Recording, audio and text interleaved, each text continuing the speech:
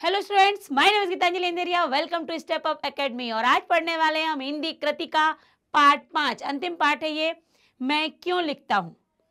अब आप कहेंगे मैं क्यों लिखता हूँ, ये लेखक लिख भी रहा है और पूछ भी रहा है मैं क्यों लिखता हूँ।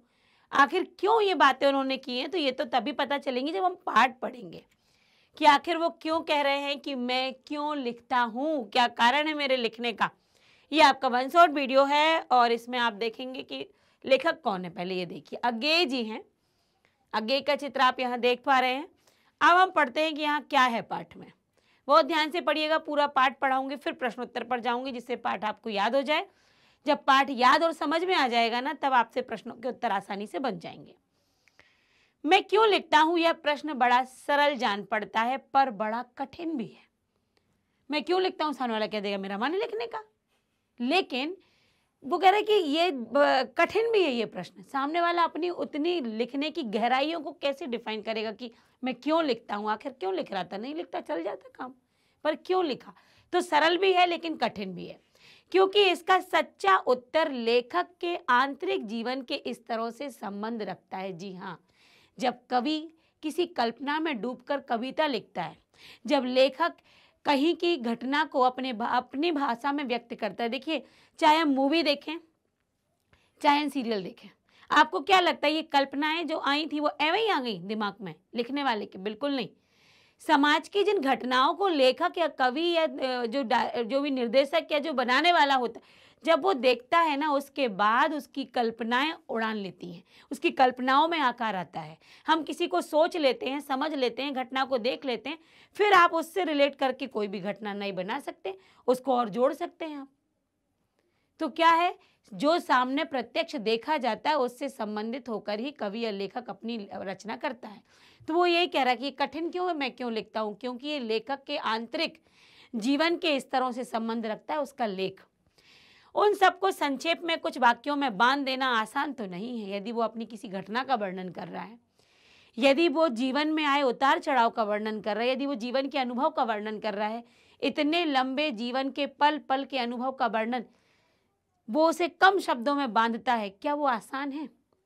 मैं यहाँ मैं बोल दूँ, 1-2 घंटे में बोलती रहूँ, कोई मुझसे कह दे मैम आपको ये पाठ ना केवल आधा घंटे में पूरा समझाना है, पढ़ाना है, अपनी बातें जो कहना वो उसी के अंदर कहना है। तो क्या मैं आधा घंटे के अंदर या 15 मिनट मुझसे कोई कह दे तो मैं सीधा कह दूंगी भाई इतनी जल्दी तो हम नहीं बोल सकते। मैं अपनी भावनाएं व्यक्त नहीं कर पाऊंगी अपने बच्चों के साथ, मैं इस पाठ को नहीं समझा पाऊंगी। 15 मिनट में जब मैं सामने लिखा हुआ पाठ व्यक्त नहीं कर सकती, तो सोचिए कि लेखक जब अपने जीवन के अनुभवों को बांधता है और उसे कुछ लिमिटेड शब्दों के अंदर बांधना है, तो यहाँ पर अज्ञेय जी कह रहा है बहुत कठिन होता है, आसान नहीं होता। किसी ने कहा कि मैडम भाषण लिखिए पर ये 2 मिनट 1 मिनट के अंदर खत्म होना चाहिए। इतनी सारी बातें कहने को हैं, 1 मिनट में कैसे कह दूं, बहुत कुछ कहने को है। ये तो सामने वाला कह देता बस इतना ही करना है, पर जिसको वो लिखना करना या बोलना होता है उससे पूछो उसे कितना कठिन होता है। जाने संभव भी है या नहीं, वो कह रहा है कि अपने जीवन की घटनाओं को कम क्षेत्र में या कम शब्दों में लिखना संभव भी है या नहीं।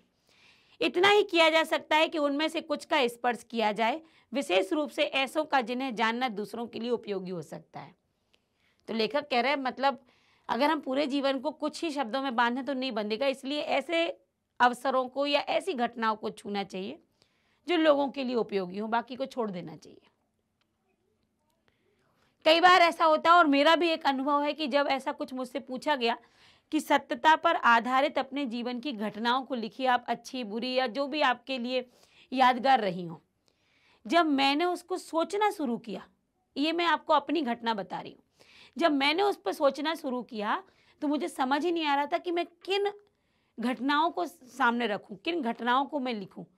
कुछ ऐसे क्षण होते हैं जो सबको नहीं बताए जाते, कुछ ऐसे अनुभव होते हैं जो हम सबको नहीं सुना सकते, कुछ अनुभव ऐसे होते हैं सामने वाले को हम बताएंगे तो उस पर क्या प्रभाव पड़ेगा।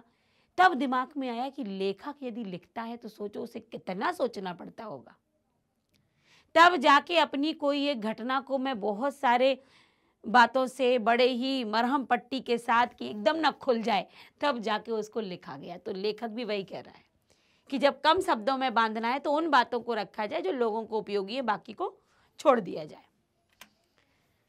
एक उत्तर तो यह भी है कि मैं इसलिए लिखता हूं कि स्वयं जानना चाहता हूं कि क्यों लिखता हूं, मैं खुद ही जानना चाहता हूं, लेखक कह रहा है। एक ये भी प्रश्न है कि मैं क्यों लिख रहा हूं, ये मैं लिखकर जानना चाहता हूं, आखिर मैं लिखता क्यों। लिखे बिना इस प्रश्न का उत्तर नहीं मिल सकता।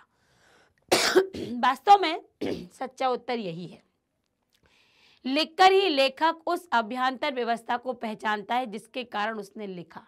जैसे हम डायरी लिखते हैं या कोई भी लिखता है डायरी, वो डायरी में जब शब्दों को लिखना शुरू करता है तब जाके बाद में समझ पाता है कि अच्छा, तो ये जो घटना आज मेरे दिन भर में हुई है, इससे मैंने ये सीखा है। जब हम बैठ के लिखते हैं ना, तब मन के सारे भाव उतर आते हैं जो शब्दों का रूप ले लेते हैं। तो लेखक कह रहा है कि जब तक लिखूंगा नहीं तब तक नहीं समझ में आएगा कि मैं लिखता क्यों हूँ, ऐसा क्या है जो मैं लिखता हूँ। और लिखकर ही वह उससे मुक्त हो जाता है। मैं भी उस आंतरिक व्यवस्था से मुक्ति पाने के लिए तटस्थ होकर उसे देखने और पहचानने के लिए लिखता हूँ। वो लेखक कह रहा है मैं भी यही जानने के लिए लिखता हूँ कि आखिर मैं क्यों लिख रहा हूँ। मेरा विश्वास है कि सभी कृतिकार जो रचनाएं करते हैं, रचनाकार, क्योंकि सभी लेखक कृतिकार नहीं होते, ना उनका सब लेखन ही कृति होता है। सभी कृतिकार इसलिए लिखते हैं, यह ठीक, मतलब वो कह रहे हैं कि हर एक रचनाकार पूरी तरीके से रचनाकार या कृतिकार नहीं बनता, उसकी जरूरी नहीं कोई हर कृति लोगों के सामने आ जाए। यह ठीक है कि कुछ ख्याति मिल जाने के बाद, मतलब कुछ प्रसिद्धि मिल जाने के बाद कुछ बाहर की व्यवस्था से भी लिखा जाता है, संपादकों के आग्रह से, प्रकाशक के तकाजे से, आर्थिक आवश्यकता से। जब हम प्रसिद्ध, लेखक कह रहे हैं, जब प्रसिद्ध होने लगते हैं लेखक, तब फिर लोग मांग करते हैं इस पर लिखिए ना आप।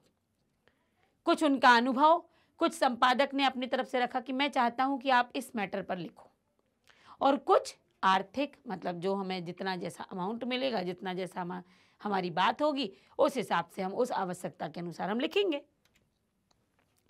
पर एक तो कृतिकार हमेशा अपने सम्मुख ईमानदारी से यह भेद बनाए रखता है कि कौन सी कृति भीतरी प्रेरणा का फल है, कौन सा लेखन बाहरी दबाव का। दूसरा यह भी होता है कि बाहर का दबाव वास्तव में दबाव नहीं रहता, वह मानो भीतरी उन्मेष का निमित्त बन जाता। वो कह रहे हैं कि कृतिकार ये भी एक रखता है अपने अंदर ईमानदारी कि ये मैंने व्यवस्थावश लिखा है, मजबूरी में किसी ने जबरदस्ती लिखवाया, और एक मेरा जबरदस्ती लिखने का कारण भी बना कि हाँ मैंने क्यों लिखा। तो ये दो कारण वो कह रहे हो सकते हैं। यहाँ पर कृतिकार के स्वभाव और आत्म अनुशासन का बहुत महत्व है। कुछ ऐसे आलसी जीव होते हैं बिना इस बाहरी दबाव के लिख ही नहीं पाते। मतलब कुछ लेखक तो बन गए पर इतने आलसी हो जाते हैं कि जब तक कोई पीछे ना पड़ जाए, अरे महाशय इस पर लिखो ना, मुझे ये लेख चाहिए है, तब तक वो कलम ना उठाएंगे, लिखेंगे ही नहीं। इसी के सहारे उनके भीतर की व्यवस्था स्पष्ट होती कि भैया वो कितने मजबूर हैं जो लिख रहे हैं। यह कुछ वैसा भी है जैसे प्रातः काल नींद खुल जाने पर कोई बिछौने पर, मतलब बिस्तर पर तब तक पड़ा रहे जब तक कि घड़ी का अलार्म ना बज जाए। जब तक घड़ी ना करे भाई उठ, तब तक नहीं उठूंगा, क्योंकि मैंने अलार्म भरा था तो उसे बजना चाहिए। ये वो एक लेखक हैं जिनको दूसरा लेखन जिसको चाहिए है वो लेख, वो अलार्म की तरह बजता रहता, भाई लिखो लिखो लिखो लिखो लिखो। तो ये उनकी तुलना उनसे की गई है जो उठने के बाद भी घड़ी के बजने का इंतजार करते हैं कि ये चिल्लाएगी तब जाके हम उठेंगे।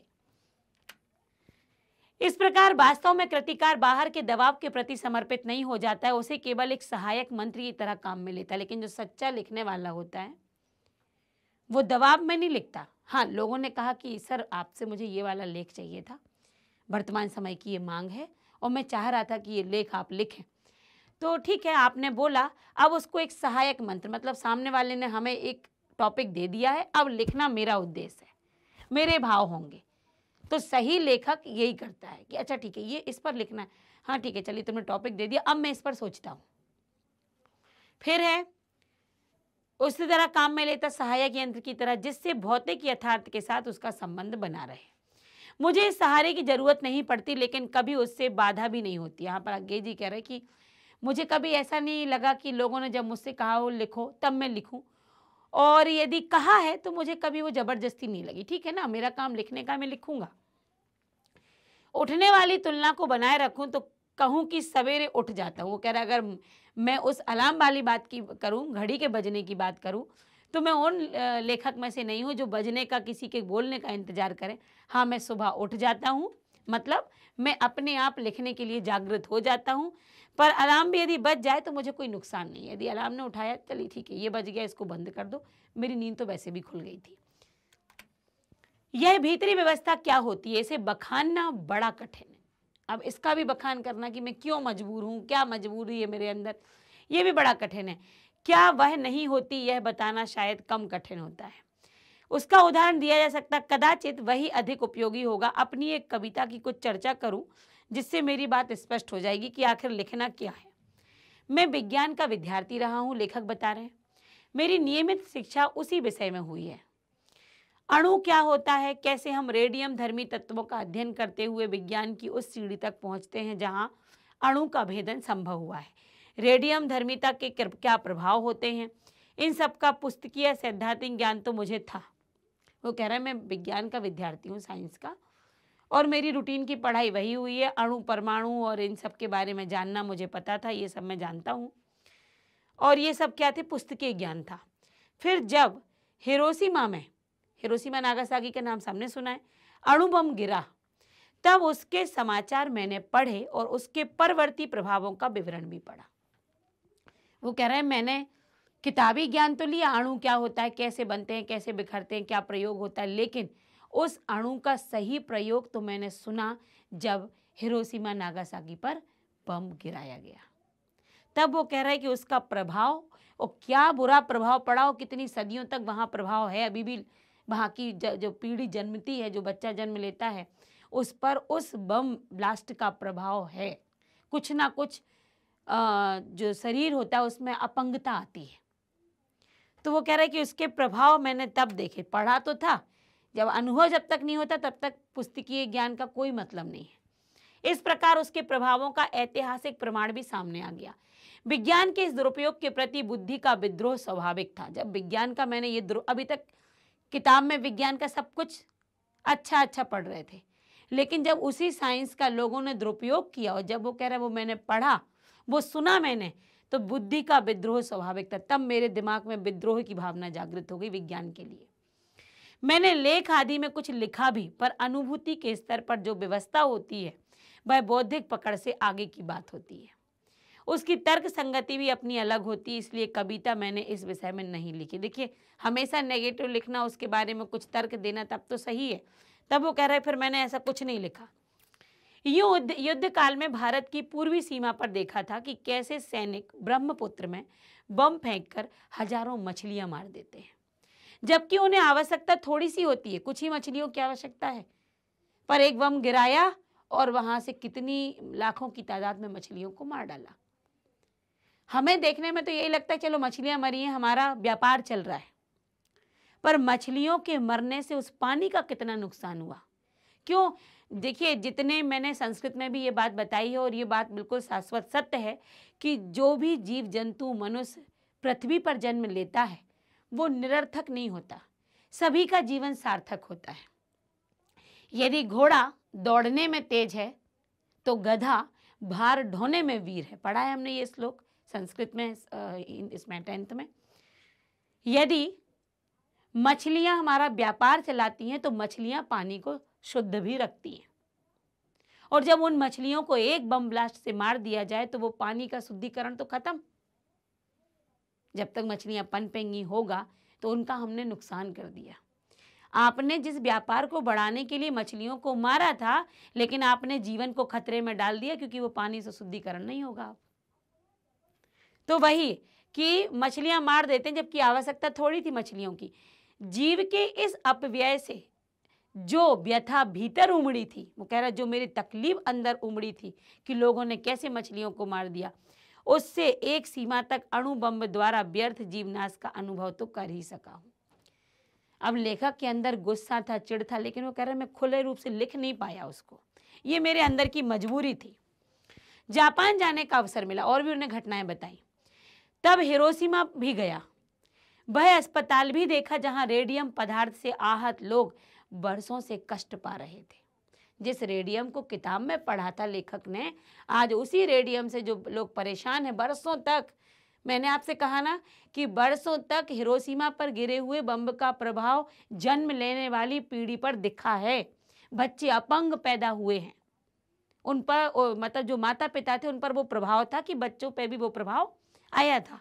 तो वो वही कह रहे हैं कि जब वहाँ लोगों को कष्ट पा रहे थे, इस प्रकार प्रत्यक्ष अनुभव भी हुआ।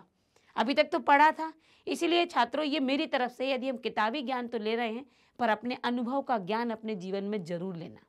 जो आपने साइंस में पढ़ा, सोशल में पढ़ा, जो आप जो भी पढ़ते हैं, इंग्लिश में पढ़ते हैं, आप अपनी लिटरेचर में जो भी पढ़ते हैं, मैथ्स में जो पढ़ते हैं, उसको वर्तमान में उपयोग में आने पर उसका अनुभव आप ले सकते हैं। तो वो वही कह रहा है कि मैंने उसका अनुभव किया, पर अनुभव से अनुभूति गहरी चीज है। जो अनुभव किया और जो अनुभूति अंदर महसूस की वो बहुत गहरी बात थी। कम से कम कृतिकार के लिए, जो रचनाकार है उसके लिए तो ये गहरी चीज है।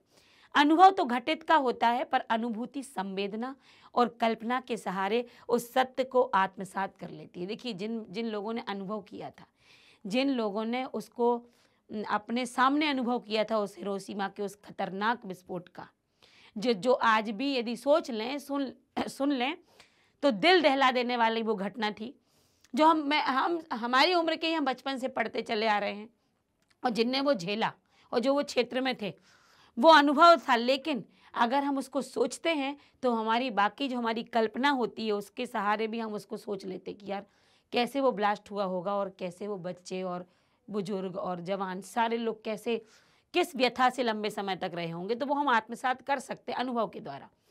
वास्तव में कृतिकार के साथ घटित नहीं हुआ, ये हमारे साथ घटना नहीं घटी, ये लेखक के साथ घटना नहीं घटी। जो आंखों के सामने नहीं आया, जो घटित के अनुभव में नहीं आया, वही आत्मा के सामने ज्वलंत प्रकाश में आ जाता है। यदि हम सोचने और लिखने बैठे, हमने नहीं देखा कि देश कैसे स्वतंत्र हुआ था, किसी ने नहीं देखा, आपने नहीं देखा, हमने नहीं देखा, कैसे लोग मरे थे, कैसे फांसी दे दी गई थी हमारे क्रांतिकारियों को, कैसे स्त्रियों पर अत्याचार किए थे, कैसे लाठीचार्ज हुआ था, कैसे बच्चों से उनके पिता और उनकी माताएं अलग हो गए थे। कुछ नहीं हमने देखा, लेकिन जो हमने सुना, आज जब हम उसका अनुभव करते हैं तो वाकई पढ़ाते हुए भी और पढ़ते हुए भी हमारे रोम रोम खड़े हो जाते हैं। क्यों? हम उसका अनुभव करते हैं, हम उसे अपने आंखों के सामने एक चलचित्र की तरह चला लेते हैं अनुभव करके। वही अनुभव जो होता है वो अंदर, हमारे अंदर एक ज्वलंत, एक जलते हुए प्रकाश के रूप में आ जाता है। क्योंकि लेखक जब ये सोचता है ना तो फिर वो लिखता है, तब वह अनुभूति प्रत्यक्ष हो जाती है, तब वो लगता है कि यार ऐसा हुआ होगा, बिल्कुल हुआ होगा। और जब लिखने बैठते हैं तो वो सारे भाव उमड़ आते हैं जो हमारी अनुभूति संवेदनाओं में शामिल थे। तो वो कह रहे हैं हिरोशिमा में सब देखकर भी तत्काल कुछ लिखा नहीं। वो कह रहे तुरंत नहीं लिखा मैंने, क्योंकि इसी अनुभूति प्रत्यक्ष की कसर थी। वो कह रहे इस अनुभूति को मैं एक बार प्रत्यक्ष अनुभव भी करना चाहता था अपनी संवेदनाओं में। फिर एक दिन वही सड़क पर घूमते हुए देखा कि एक जले हुए पत्थर पर एक लंबी उजली छाया है। विस्फोट के समय कोई खड़ा रहा होगा और विस्फोट से बिखरे हुए रेडियम धर्मी पदार्थ की किरणें उसमें रुद्ध हो गई होंगी, रुक गई होंगी उसके अंदर। जो आसपास से आगे बढ़ गई, उन्होंने पत्थर को झुलसा दिया, जला दिया उस पत्थर को, और जो उस व्यक्ति पर अटक उन्होंने उस भाव बनाकर उड़ा दिया होगा। इस प्रकार समूची जो ट्रेजेडी जैसे पत्थर लिखी गई हो, पत्थर पर लिखी गई हो। वो कह रहा पत्थर मुझे दिखा एक जला हुआ, तब ये अनुमान लगाया कि जो यहाँ से रेडियम धर्मी, जो रेडियम निकला होगा बड़ी तेजी के साथ ज्वलंत, उसने उस पत्थर को जला दिया। और पत्थर को जलाने के बाद जिस व्यक्ति से वो टकराया, उसने उस व्यक्ति को भी धुआंधार कर दिया। तो ये पूरी घटना लेखक के सामने नहीं घटी, लेकिन उस पत्थर को देख के उसने अनुमान लगा लिया। ये अनुभूति हुई, अनुभव नहीं हुआ लेकिन अनुभूति की है। उस छाया को देखकर जैसे एक थप्पड़ सा लगा, उस छाया को देखकर वो कह रहा है कि मन दहल गया। थप्पड़ सा लगना मतलब वहीं के वहीं हम चौंक गए। अवाक, अवाक मतलब जो बोल ना पाए, एकदम स्तब्ध रह जाए। अवाक इतिहास जैसे भीतर कहीं सहसा एक जलते हुए सूर्य सा उग आया। मतलब एक बिल्कुल शांत इतिहास, केवल जले हुए पत्थर को देखकर लेखक ने जो अनुमान लगाया, वो अनुमान लगाकर वो कह रहा है कि अंदर भी ऐसा लगा जैसे जलता हुआ सूर्य उग आया हो और डूब भी गया हो। निराशा भी आ गई। मैं कहूं कि उस क्षण में अणु विस्फोट मेरी अनुभूति प्रत्यक्ष में आ गया। एक अर्थ में मैं स्वयं हिरोशिमा के विस्फोट का भोक्ता बन गया। वो कह रहा है जब मैं ये सोचने लगा कि ये पत्थर कैसे जला होगा, ऐसा हुआ होगा, तब लेखक कह रहा है उस अनुभूति में मैं ऐसे डूबा जैसे मैंने हिरोशिमा को प्रत्यक्ष देख लिया हो, उस समय का बम ब्लास्ट वाला। इसी में से वह व्यवस्था जागी। भीतर की आकुलता बुद्धि के क्षेत्र से बढ़कर संवेदना के क्षेत्र में आ गई। अंदर जो व्याकुलता बढ़ गई वो दिमाग तक गई और दिमाग पर वो जाकर मेरी संवेदना के क्षेत्र में आ गई। अनुभव होने लगा, अंदर से संवेदनाएं आने लगी। फिर धीरे धीरे मैं उससे अपने को अलग कर सका और अचानक एक दिन मैंने हिरोशिमा पर कविता लिख डाली। जापान में नहीं, भारत लौटकर। वहां नहीं लिखी, जापान, हिरोशिमा, नागासाकी यहाँ नहीं लिखी उन्होंने। जब ये भारत, वहां तो उन्होंने सब कुछ अनुभव किया। देखिए जब हम लिखना चाहते हैं ना, जिस भी, ऐसा नहीं है कि लेखक ही लिखते हैं। आपको क्या पता, आपके अंदर भी एक लेखक मौजूद हो। यदि आप कहीं घूमने गए और आपने वहां के हर एक दृश्य को देखा, पहले तो आपने ऑब्जर्व किया बहुत अच्छे से, घूमते रहे। आप भोपाल में ही, इंदौर में या दिल्ली में, आप कहीं भी जाते हैं जहां पर आपको दर्शनीय स्थल हैं और या फिर दार्शनिक स्थल है, ठीक है, तो वहां आप जाकर घूमते हैं, पूरा आपने ऑब्जर्व किया। फिर उसके बाद जब आप घर आते हैं और आपके मन यदि हो कि हमें उसके बारे में कुछ लिखना, फिर आप लिखो। आप एक एक शब्द और एक एक अनुभव को लिख दोगे। वही किया लेखक ने। नहीं लिखा जापान में सारी, पहले तो वहाँ की पूरी घटनाएं देखी, जहाँ जहाँ वो जो ब्लास्ट के जो चिन्ह थे वहाँ जाकर देखा, अनुभव किया, अपने दिमाग में कल्पनाएं बिठाई, सारी बातें लोगों से पूछी, सुनी, और भारत लौटकर रेलगाड़ी में बैठे बैठे यह कविता अच्छी या बुरी इससे मुझे मतलब नहीं। वो कह रहे जब मैं ट्रेन में बैठा था ना, मैंने तभी लिखना शुरू कर डाला। मेरे निकट वह सच, क्योंकि वह अनुभूति प्रसूद है, यही मेरे निकट महत्व की बात है। वो कह रहे कि मैंने, अब कविता कैसी लिखी मुझे नहीं पता, लेकिन मैं जो अनुभव करके आया था, जो मेरे अंदर अनुभूति थी, वो मैंने सारी कविता में लिख डाली। तो लेखक वही कह रहा, मैं क्यों लिखता हूँ? क्योंकि जो अनुभव मैंने नहीं किया, लेकिन उस स्थान को देखकर मेरे अंदर जो अनुभूति हुई, जो उस वातावरण में जहाँ मैं खो गया, बस वहीं जाके मन उतावला हो जाता है लिखने के लिए। इसीलिए लेखक कह रहे मैं लिखता हूँ। तो यहाँ उनका जवाब, वो पाठ बहुत अच्छा लगा, जानकारी थी सारी। हिरोशिमा नागासाकी तो बाकी हम एक कुछ वर्षों से भूल सा गए हैं, जो पाठ्यक्रम में अभी है नहीं। तो आज इस पाठ ने पाठ्यक्रम में ला दी वो घटना जो वाकई बहुत ही खतरनाक घटना थी, भयंकर घटना थी। चलिए अब यहाँ से प्रश्न अभ्यास होता है हमारा। लेखक के अनुसार प्रत्यक्ष अनुभव की अपेक्षा अनुभूति करके लेखन में कहीं अधिक मदद करती है अनुभूति। क्यों, कैसे? तो सुनिएगा। लेखक का मानना है कि अनुभव घटित होता है, परंतु अनुभूति जो होती है वो संवेदना और कल्पना के सहारे उस सत्य को आत्मसात कर लेती है। मेरे ऊपर कोई घटना घटी, मैंने उसका अनुभव किया, आपको वो घटना मालूम हुई, तो आप उसकी और संवेदनाओं में जकड़ गए। अच्छा ये हुआ था, फिर ऐसे हुआ होगा, फिर लोगों ने ऐसे किया होगा, तो ऐसा होना चाहिए था, अरे बहुत बहुत बुरा हुआ। अगर ये बुरी घटना हुई, कुछ अच्छा हुआ, तब भी आप उसको घटनाओं से जोड़ लेते हैं।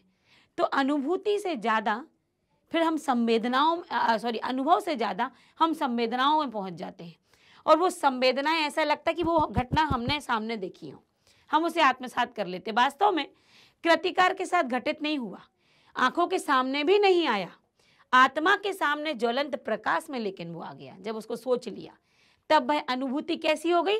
प्रत्यक्ष हो गई। अतः लेखक का मानना है जब तक रचनाकार का हृदय संवेदना से व्यथित नहीं होता, तब तक प्रत्यक्ष अनुभव उसे लिखने के लिए विवश नहीं कर सकता। सामने घटना घट गई, मैंने देख लिया, किसी का एक्सीडेंट हुआ, देख लिया, किसी के साथ कुछ बुरी घटना घटी, हमने देख लिया। देखने के बाद यदि हम उसे सोचेंगे नहीं, उस व्यक्ति की संवेदनाओं से हम जुड़ेंगे नहीं, तो हम कुछ नहीं लिख सकते। हो गई घटना, हटाओ, तब तो फिर गया, कोई लेखक ही नहीं बनता, कोई कवि ही नहीं बनता। तो वही कह रहे हैं कि यदि लेखक को लिखने वाला कोई है, तो प्रत्यक्ष घटना के साथ साथ जब तक वो संवेदनाओं में नहीं आता है, उसका अनुभव नहीं करता है लिखने के लिए, तब तक वो विवश नहीं हो पाता। लिखने की यह व्यवस्था अंदर की अनुभूति से होती है। कोई हमें जबरदस्ती ठोक बजाकर, अलार्म बजाकर नहीं लिखवा सकता हमेशा, जब तक मन ना करे लिखने का। भावना स्वयं शब्दों में प्रस्तुत होने लगती है। यही कारण है कि लिखने में अंदर की अनुभूति विशेष महत्व रखती है। जीवन के प्रत्येक क्षण के बारे में जब कोई लिख लेता है उसने अनुभव भी किया और अनुभूति भी की। तो कहने का यहाँ तात्पर्य है कि लेखक तभी लिख सकता है कृतिकार जब वो प्रत्यक्षता के अलावा संवेदनाओं को आत्मसात कर ले, अनुभूति कर ले और उस अनुभूति से स्वयं लिखने के लिए विवश हो जाए। तो इसीलिए अनुभूति ही अधिक महत्व करती है, प्रत्यक्षता से अधिक महत्व है अनुभूति का लिखने के लिए। अगला प्रश्न है, लेखक ने हिरोशिमा के विस्फोट का भोक्ता कब और किस तरह महसूस किया? कब वो लेखक ने समझा था कि वो हिरोशिमा का जो लोग भोगी बने थे उसके, वो लेखक भी बन गए जब उन्होंने जाके वहां पर प्रत्यक्ष नहीं, वहां का अनुभव किया, अनुभूति अपने अंदर ली। लेखक हिरोशिमा के बम विस्फोटों के परिणामों को अखबारों में पढ़ चुका था। जापान जाकर उसने हिरोशिमा के अस्पतालों में पीड़ित लोगों को भी देखा, अणु बम के प्रभाव को प्रत्यक्ष देखा। देखकर अनुभूति ना हुई इसलिए भोक्ता नहीं बन सका। फिर एक दिन अनुभूति नहीं की थी, लोगों को देख लिया, ये बीमार हैं, ये तड़प रहे हैं, ये ब्लास्ट से पीड़ित हैं और पहुंच गए हिरोशिमा, उस समय अनुभूति नहीं की। जब एक दिन रास्ते पर पड़े एक पत्थर को जला हुआ देखा, लंबी उजली छाया को देखा और देखकर विज्ञान का वो छात्र रहा, लेखक सोचने लगा विस्फोट के समय कोई वहां खड़ा रहा होगा। विस्फोट से बिखरे रेडियोधर्मी पदार्थ की किरणें उसमें रुद्ध हो गई होंगी और आसपास से आगे बढ़ गई और पत्थर को उन्होंने झुलसा दिया होगा। अवरुद्ध किरणों ने आदमी को भाप बनाकर उड़ा दिया। कितना तेज रहा होगा, सोच रहे हैं आप कि आदमी भाप बनकर उड़ गया।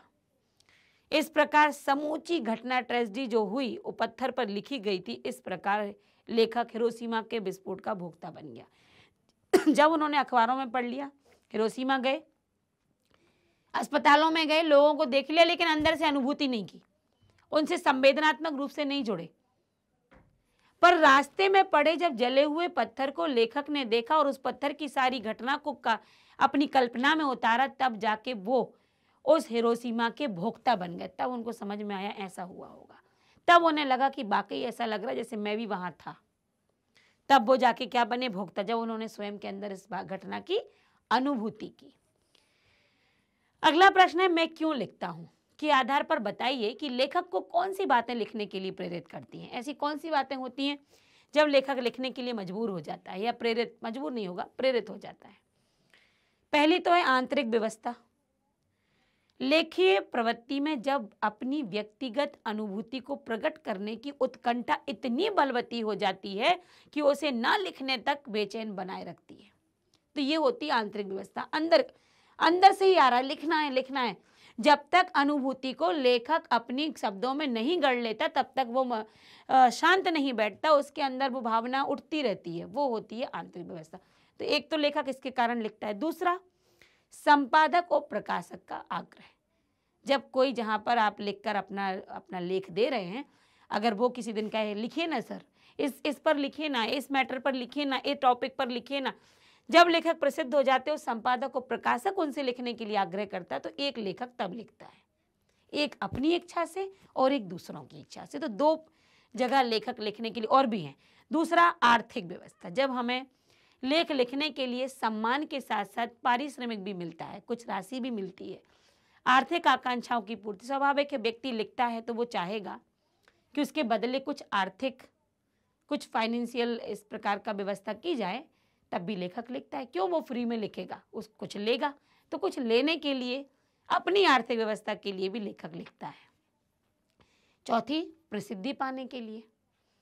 ऐसे भी लेखक होते हैं जिन्हें कोई आकांक्षा नहीं, कोई इच्छा नहीं, वे लिखते रहते हैं। उनमें आत्मसंतुष्टि की भावना होती है। यह भी कामना होती है कि लिखते लिखते इतना सुधार आ जाए कि बस पहचान बन जाए। कुछ कहते हैं कि कुछ नहीं चाहिए, बस मैं लिखता रहूं, बस ऐसा लिख लूं कि धीरे धीरे ये इतना सुधर जाए कि मैं एक जगह एक पहचान बना लूं, इसलिए मैं लिखता हूं।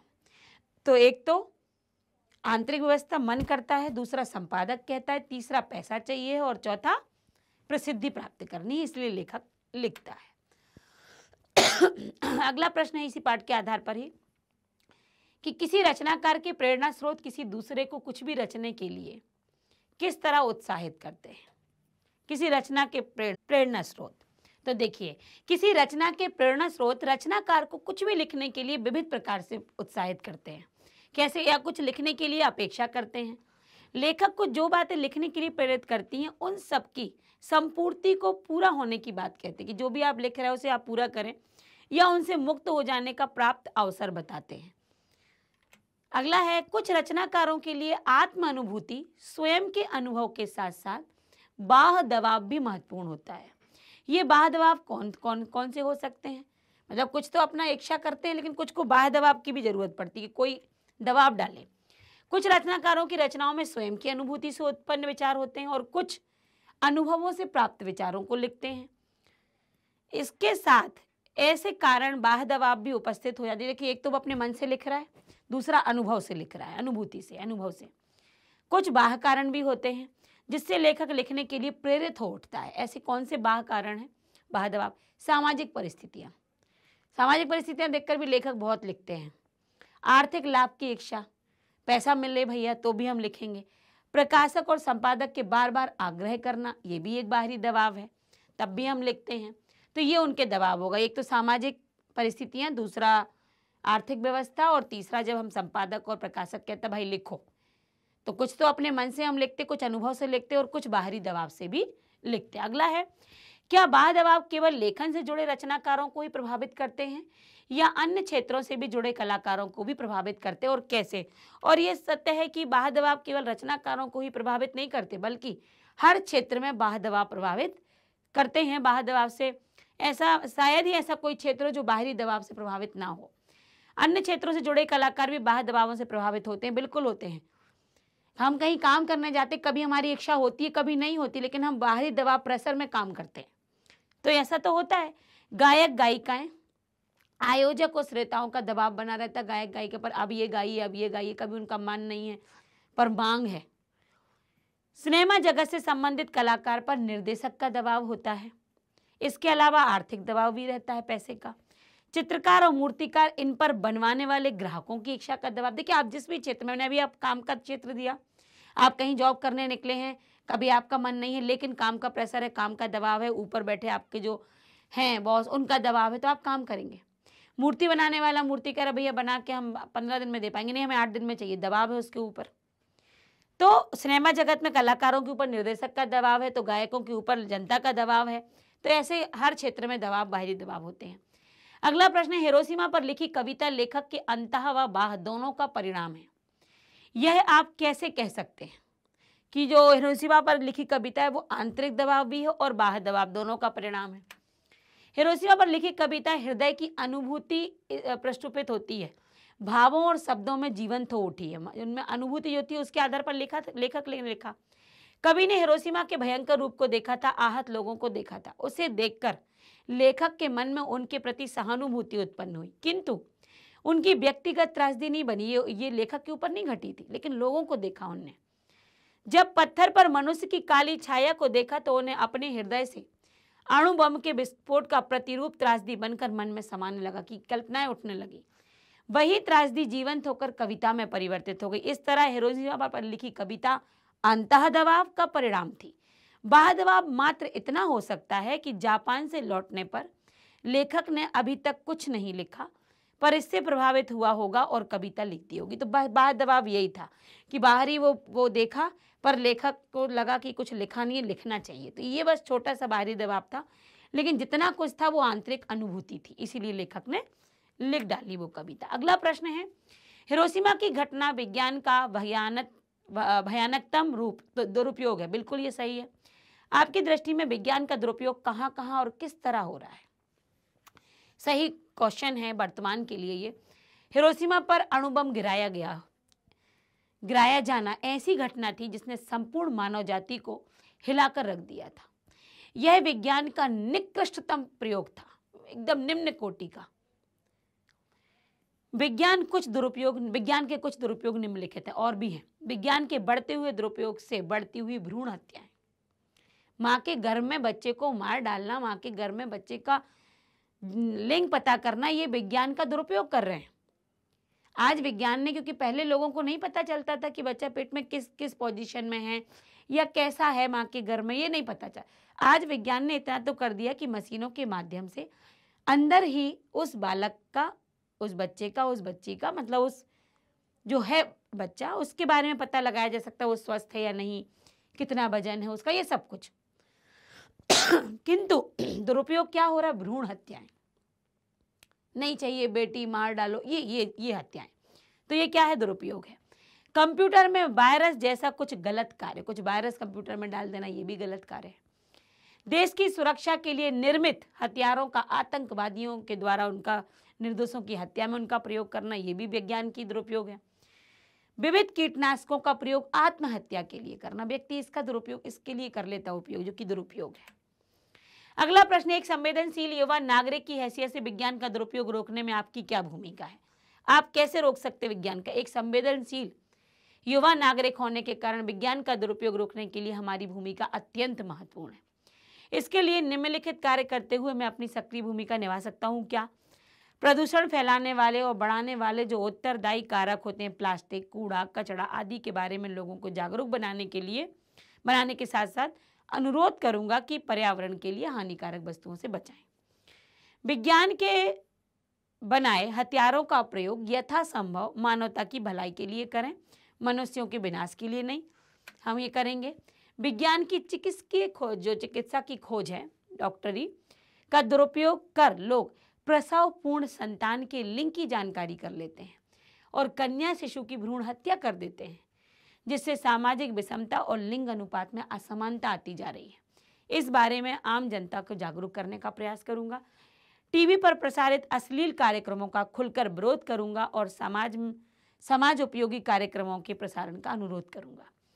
विज्ञान अच्छा सेवक किंतु बुरा स्वामी है, यह बात लोगों तक फैलाकर इसके दुरुपयोग के परिणामों को बताने का प्रयत्न करूंगा। मतलब उसे सेवक ही रहने दो, हम उसका उपयोग करें, उसे स्वामी ना बनने दो कि वही महान हो जाए। और यहाँ पर पाठ समाप्त है। ऐसा मन लगा कि समाप्ति की तो घोषणा करने ही भूल जाते कि अभी अंतिम है। तो पाठ हमारे अंतिम चरण पर पहुंच चुका है। एक बहुत बढ़िया पाठ था, लेखक ने अपना अनुभव बताया। सॉरी, लेखक ने हिरोशिमा, जो कि दिमाग में कहीं तो था लेकिन कुछ दिनों से गुम था, उसको जागृत किया।